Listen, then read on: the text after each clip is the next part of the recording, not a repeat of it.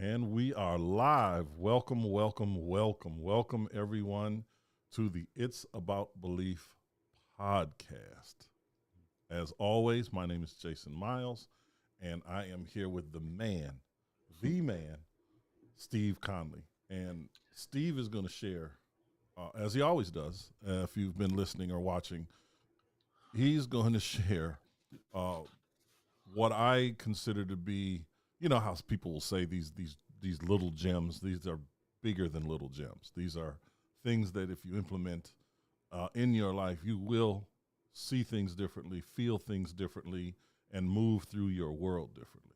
And today, Steve is going to talk to us about. Well, the topic today is your slightest wish is my command. Steve, how you doing today? I am doing fantastic. And people say, are you always doing fantastic? Well, yeah, it's just a choice, What the heck? That's right, man. I mean, I like to tell people, hey, this is the best day of my life. I mean, even if it's bad, it's good because it's part of the experience, right? I really like that. And I remembered you saying that a number of times. Just the other day, I said, I think I'm gonna say that about this day. Yeah, I like it. I love it. Hmm. As we get in this, let me just let the viewers and listeners know this is live. And if you want to comment, you can comment right here live. We encourage you to engage with Steve so that he can answer your questions. If you know whatever it is, so the chat is open, if you will. Ask your questions, ask away. Whether you're watching this live or you're watching this a day from now, a week from now, a month from now, Steve responds to his messages, to the comments. I do, and I love to respond even if you disagree with me. And I had somebody disagree with me recently, and I just said, "Why? What's the reason that you disagree? I'd like to know." And I'm not always right. That's the only Mm-hmm. thing. Hey, that's the beauty of you know other people and other opinions and ideas. We get to have this dialogue, and I think it's important. It's healthy. It's something that's lacking in the world we're in today. But we have to get back into that. And so, thanks for encouraging people to be about that because that's really important. Hmm. And so, Steve, can you enlighten us? What do you mean when you say your slightest wish is my command? And I'm looking over here because I have my notes, and as you talk, I like to write and and come back to you with questions. So if I'm peering to the side, that's me looking at my notes. But what do you mean when you say your slightest wish is my command? How does that? What is that? Well, I'm sure we've heard that. Most of us have heard that phrase before. Your slightest wish is my command. And by the way, if you use it in your relationships, you'll get a great response from that. Wow, really? Anyway, but I'm not talking about that. I'm talking about something much deeper and much more powerful and stronger. So whether we utter words or we think them, we are throwing out our wishes and our desires out into the universe, into the unified field, as a lot of the scientists like to call it. I like it.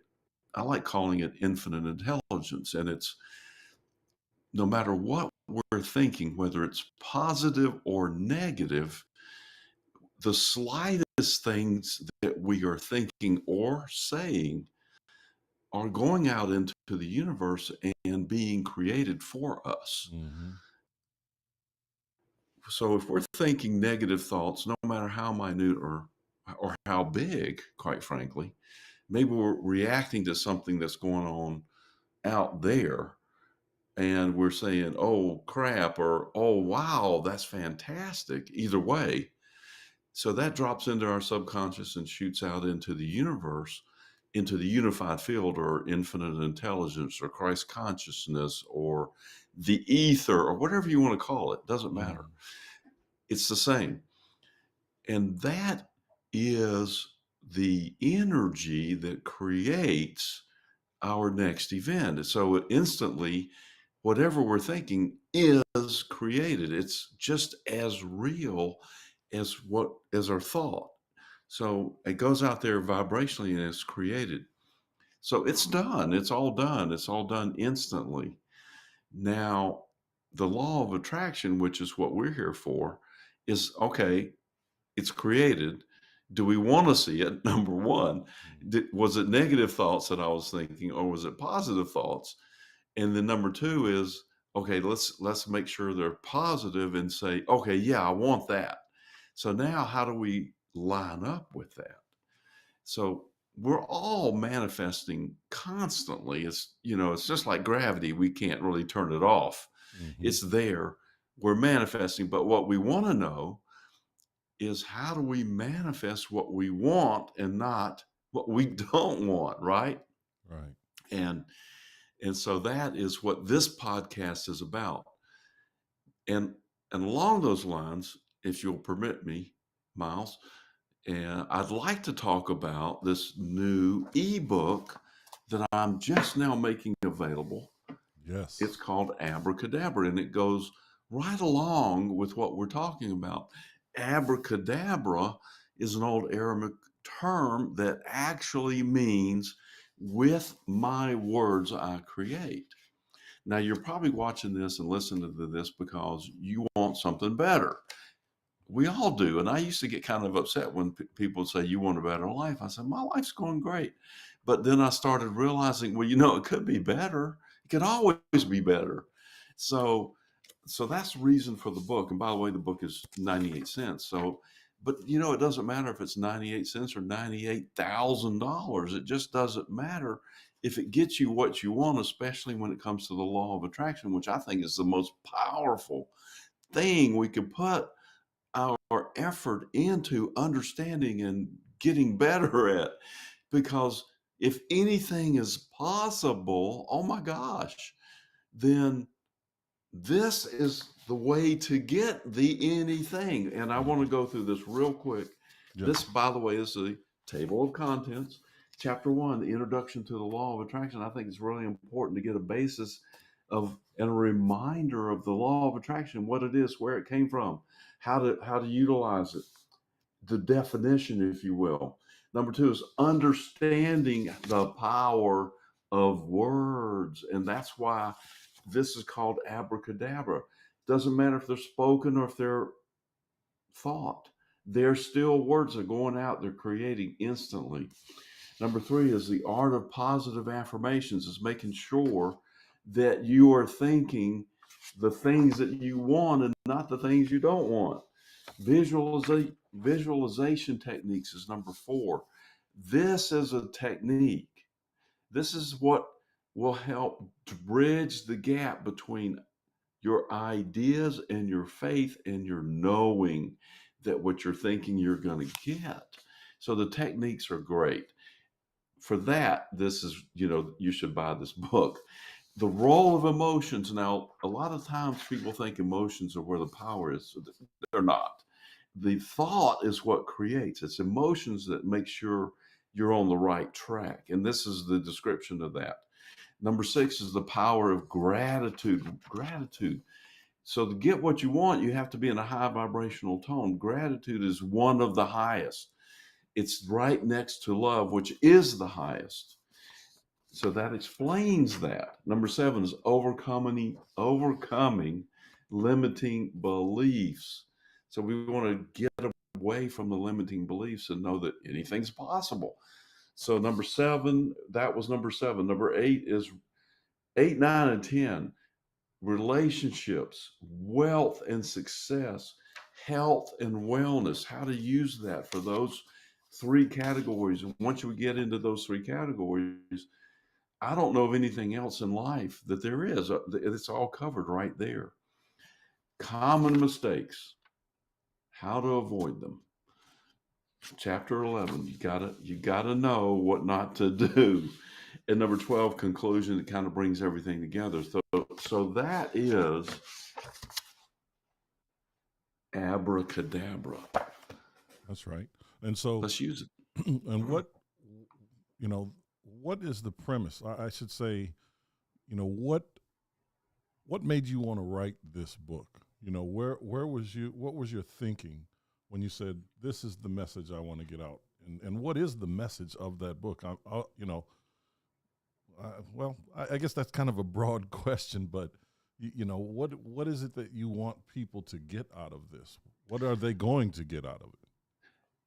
If they read this book and they understand what's being communicated, and they put these things that are in the book into process, if you actually do them, and I'm not talking about having to do a lot of physical things, because out there is just a reflection of what's in here. If you do the work in here, you will see the reflection out there. And the book is a roadmap. It's a step by step process of understanding and technique that will deliver to you pretty much anything you wish. And at the same time, don't make the mistake of whatever it is that's in the book. It outlines everything. Don't make these mistakes. And with this, it's just to help people get what they want faster and get that understanding quicker. Did that answer the question? Absolutely. I think that for so many people, and again, I always say it, I get the privilege of speaking to you regularly. Um, it is a process. It is training yourself to focus on one, the moment, and two, what you actually want. So many of us, myself included, we focus on this thing in the moment, right? Like, oh, this isn't going my way. And then it just has a tendency, or we allow it to, bring us down or even take us back a step in a lot of cases. But, Right.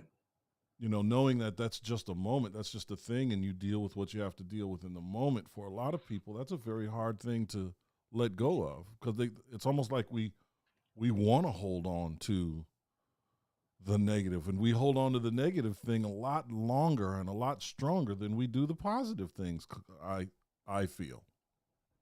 Absolutely. And that's the whole point of the book, Mm. is to understand that our words create. Now, I can get into a whole lot of deeper stuff. I'm trying not to in this podcast, but just knowing that what we're thinking and what we're speaking jumps out into the future to create the next event that we will see. Those thoughts and those words don't dissipate into the past like we kind of think they do, Mm.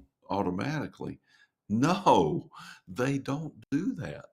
They jump out there and they start pulling together all the components to create the next event in our lives. So it's very, very critical to understand that, number one. And that's again what the book is doing, and that's what this podcast is about. And this podcast is Your Slightest Wish is My Command. So it's a kind of a combination of what we're talking about with abracadabra and the podcast we did a while back called Your Dynamic Universe. Mm-hmm. And it's a combination of some videos that I put out. You're way more powerful than you can ever imagine. And so this is kind of a pulling together of ideas and concepts for a singular understanding of, oh, whatever I'm thinking, I really need to get control of it and make sure that I'm not remembering or reacting. And both of those things recreate. They're remember, reassemble, react.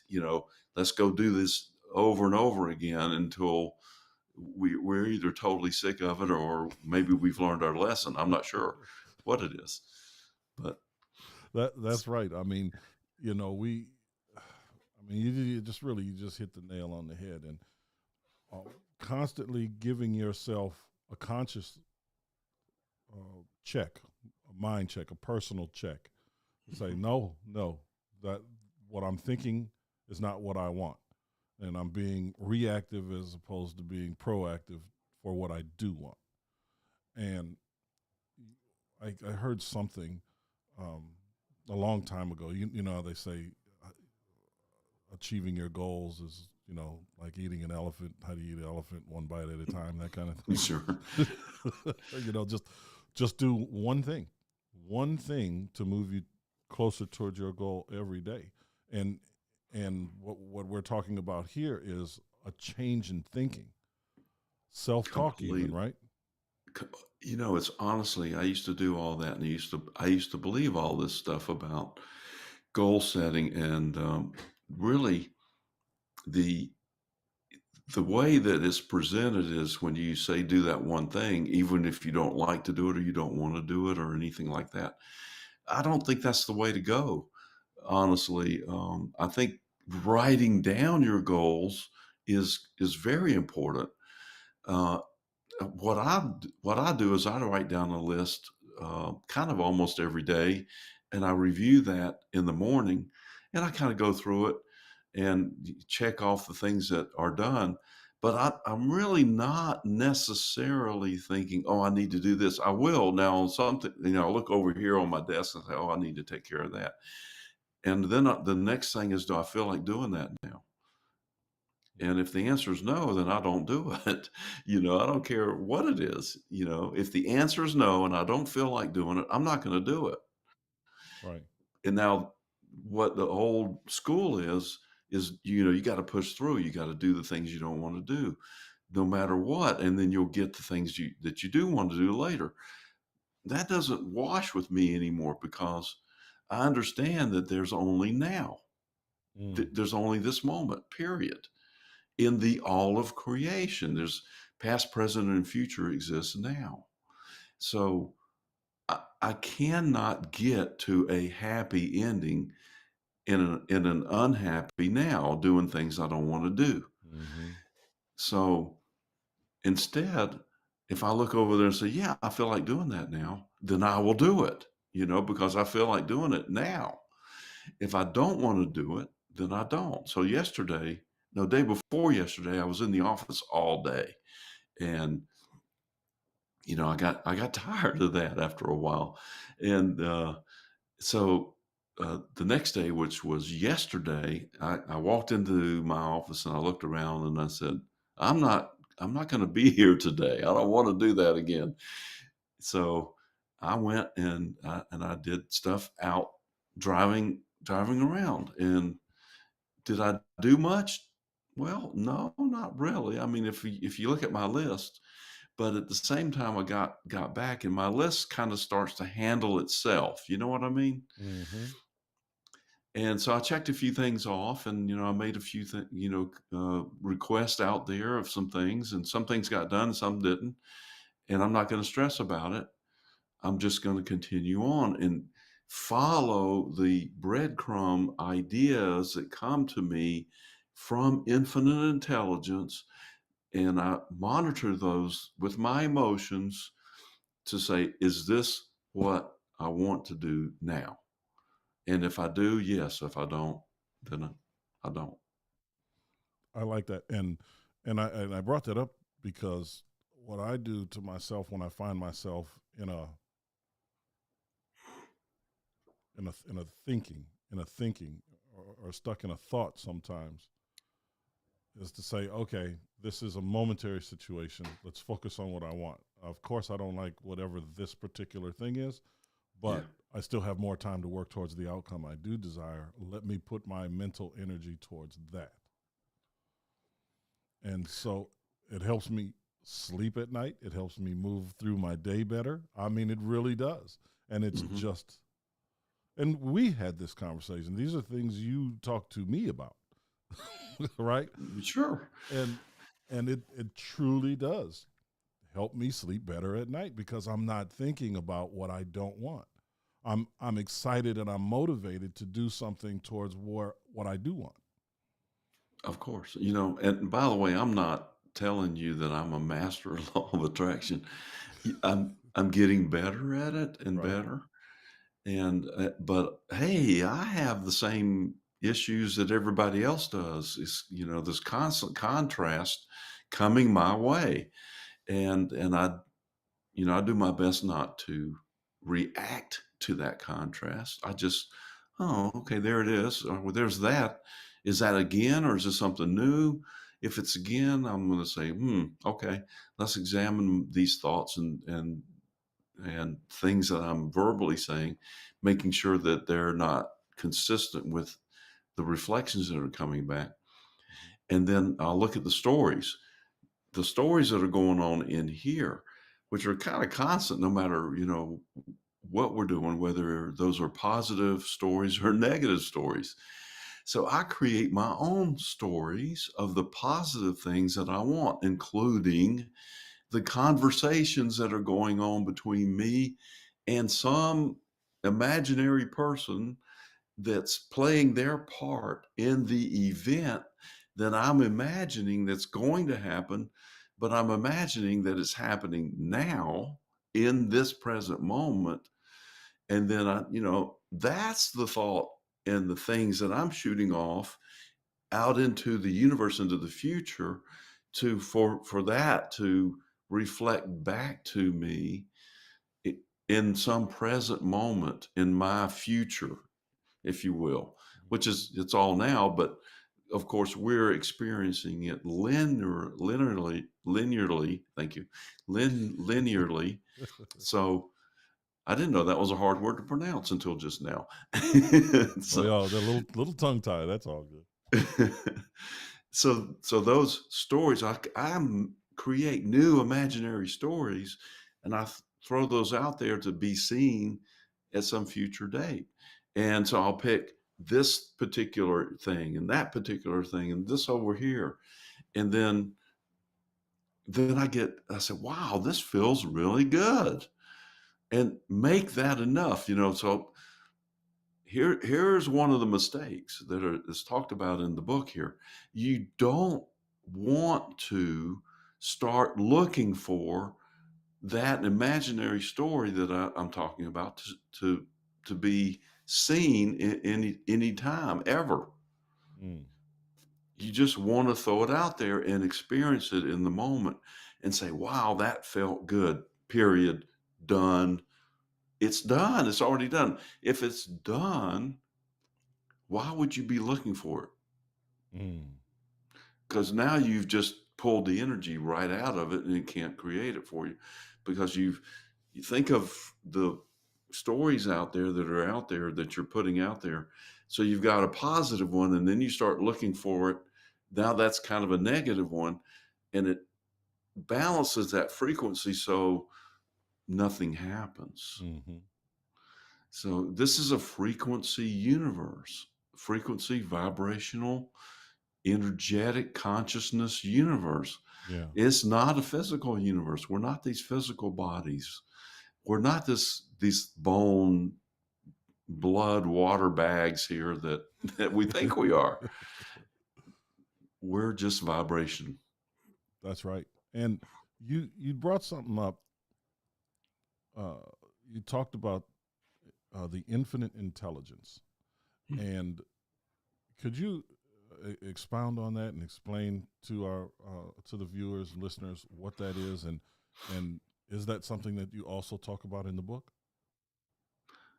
It's not really something. I reference it in a different way in the book. It's Mm-hmm. really subconscious. Your conduit into infinite intelligence is your subconscious. It's your vibrational equivalent to infinite intelligence. Now, let's make sure, a lot of people don't tell you this, but infinite intelligence, as I'm calling it, is the same thing as a unified field that most scientists call it, like Dr. Joe Dispenza. He calls it the unified field.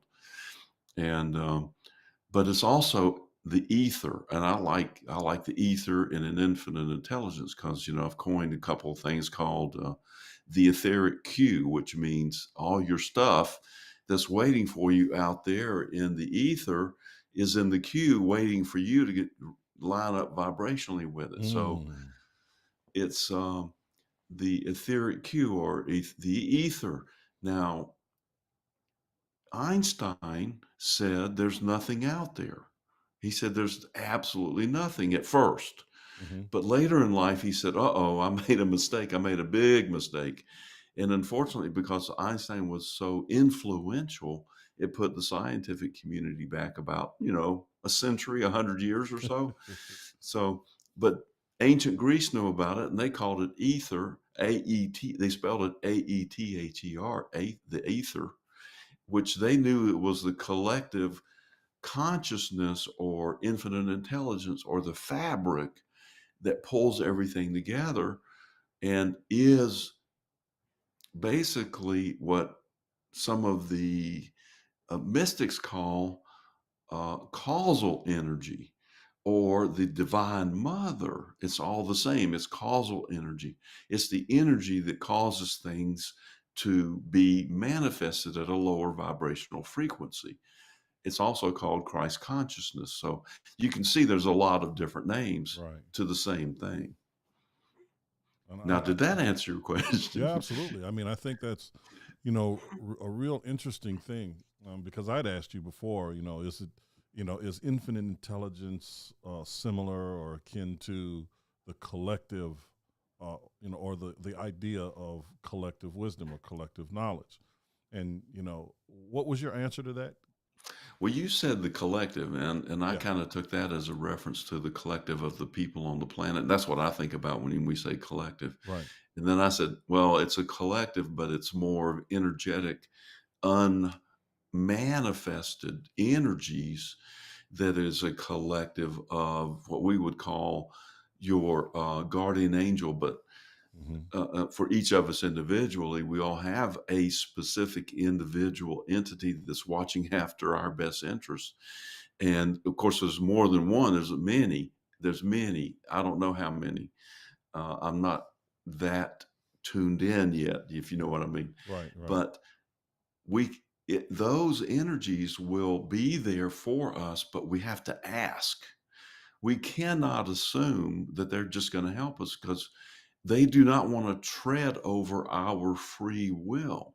Mm, So, in order for them to take any action, we have to be very specific and we say, will you help me with this? And then they say, oh, yeah, absolutely. We're here. This is our job. This is our job 24/7.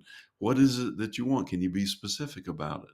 And then, as long as we're specific and we're not throwing out those, remember I was talking about those two frequencies that, right. just dissipate and they balance each other out. Yeah. As long as we're not doing that, we're very clear to the universe and to those entities, then they will respond quickly. The universe loves speed. That's another video that's out there. But in order to get speed, you can't be a double minded man. You have to be a single minded man or woman, Hmm. of course. Um, so that's how that is the answer to that, I think. Right. I, and I like that idea, or that theory, because there's, you know I wanted to touch on one thing that, you said, you ask. I was watching something, and it was a religious thing I was watching. It was some pastor, and you have a lot of these different thoughts, right? But I know, well, let me just get to it. In this particular case, they were talking about demanding, demand it, command, when you're asking, do it in a commanding fashion, like demand it. Don't say, please, please, please, please, with, saying, no, Right. this is mine. I want it. Give it to me now, or however it was stated. It wasn't necessarily like that, but it was more of in a demanding tone. What are your thoughts on that? I mean, does it, in terms of vibration and frequency and how you move through life, is there a difference? Do you think there's a difference in the energy that's created when you make a demand, a powerful demand, as opposed to a request? Of course. There's a huge difference. Mm, So asking please is filled with lack and doubt ideas. It's some energy that is like begging, right? mm-hmm. So if the universe responds to your slightest wish as its command. Why would you beg? Mm, It displays a lack of understanding of your position in the universe as an extremely high energy, highly powerful individual. We're all basically flecks of God, and we're here to create. We're, as Dolores Cannon says, we're here to understand and learn how to manipulate energy. mm, And that's all I've been talking about right now is how to do that, how to control energy. Because again, that's all we are. That's all we see around us is just energy, right. frequency, energy, consciousness. So to ask in a begging way is not an effective way. Now, you don't have to say, I demand this, whatever. All Right. you have to do is just be clear on your vibrational output, which is don't be a double minded man. Say, this is what I want. And that's the same thing as demanding. Right. And I like that. I like how you phrased it there and said, "Hey, listen, it's not demanding, it's or commanding, it's affirming. Really, it's asking in a way that is like, hey, listen, this is what I'm doing. This is what needs to happen, and I'd like this to be the case right now, or Hmm. as opposed to slamming your fist on the on the desk. Give me what I deserve. Because I think a lot of times when people say that, they wind up getting exactly what they deserve, which is never what they actually want. Well, it sounds like the pastor or minister was trying to make a point, and it's a valid point, and I appreciate that. Yeah. I think that the demanding could be, the way he's talking about it could be frustration coming coming from a point of frustration to a demand, and so I'm not really on board with the demand part. I'm just saying, hey, this is I deserve it. Give it to me. This is what I want, Right. and you don't have to demand it. I've had some of my more powerful um, reflections, if you will, or manifestations come from a very fleeting, inconsequential, what I thought was inconsequential thought. It was like, wow, wouldn't it be nice if so and so and so and so? And then I just kind of dropped it and thought about it and didn't think about it at all. And bam, there it was. It was like, and as a matter of fact, the one that I referenced the most is, I came out and one of my friends said, "You got what you asked for," like 3 minutes ago, and it was huge. And it was so far out of my mind because it was so inconsequential of a thought, even though it was a really big Mm-hmm. thing from our human perspective. He said, "Oh, you got what you want," and I said, "What are you talking about?" He said, "Don't you remember you asked for this and there it is?" And I said, "Holy moly, I totally dropped it and I totally Mm. forgot about it. And there it is." So understanding that our slightest wish is my command, the universe's command is something to, take note of and be very aware and be very conscious of. That slightest wish could be negative without you realizing it. So you want to, just be aware. The whole point is to this podcast is be very aware, be conscious of what you're thinking. Tell the stories that you want to come back to you. Don't tell the stories that you don't want to come back to you. And and monitor those thoughts and those things that come out of your mouth. Maybe talk less, maybe think less. Um, One of the favorite things I'd like to do is there's I had a conversation with a guy from New York, Mm-hmm. and they talk fast and they pride themselves on being able to deliver 2,000 words in 15 seconds. I don't know what it is, but they like to talk fast, and so I was listening to this guy from New York one time, and he was talking really, really fast, but he wasn't saying anything. He kept repeating, and there was very little, information in what he was saying. And finally, when he stopped for a second, I said, we've got a lot of communicate. We've got a lot of words going back and forth here, mostly coming from your direction, but there's very little communication going on here. Mm. And so, I'm from the South, so he thinks I'm dumber than a box of rocks to begin with. And then, the second thing out of their mouth is I'm from New York, and like that's something special. Right, You right, know? right. And based on what I'm seeing coming out of New York, I'm thinking, probably not. But that's just me coming, from the Yeah, yeah. South. Listen, I'm dumber than a box of rocks, so don't worry about it. So, But that's it. I mean, and you hit it on the head. I mean, there are so many people that are speaking.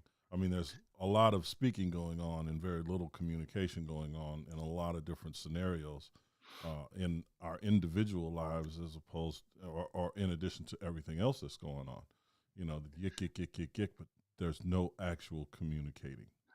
but I have to be consciously aware of one thing, that most people are going to respond to how you say something as opposed to what you are saying. So it's very helpful to get up here and do all this stuff and, wave your arms and talk fast and change the tone of your voice and all this. Mm. But to me, I've got to communicate what I know. And sometimes I'm doing it in an excited way, and sometimes I'm not. But 80% of what is communicated is how it's being communicated as opposed to what the communication is. Although sometimes what you're communicating is way more important than how you're doing it. So help me with this, okay? Yeah, yeah. That's. Uh, I mean, that is. It really. I don't even know what to say. I mean, because when you said it, it hit me because it's like wow, and it happens to so many of us so frequently. And it's avoidable if you're conscious about it. Sure. I was. You're gonna laugh at me, but I I was watching an old episode of Barney Miller, and that exact scenario came up in that episode. They're Really? talking, but they're not communicating. And it took a Hmm. third party to say, hey, there's different ways to communicate. Let's do it this way. Who'd have thought that there were learning moments in Barney Miller, first of all? Are you kidding?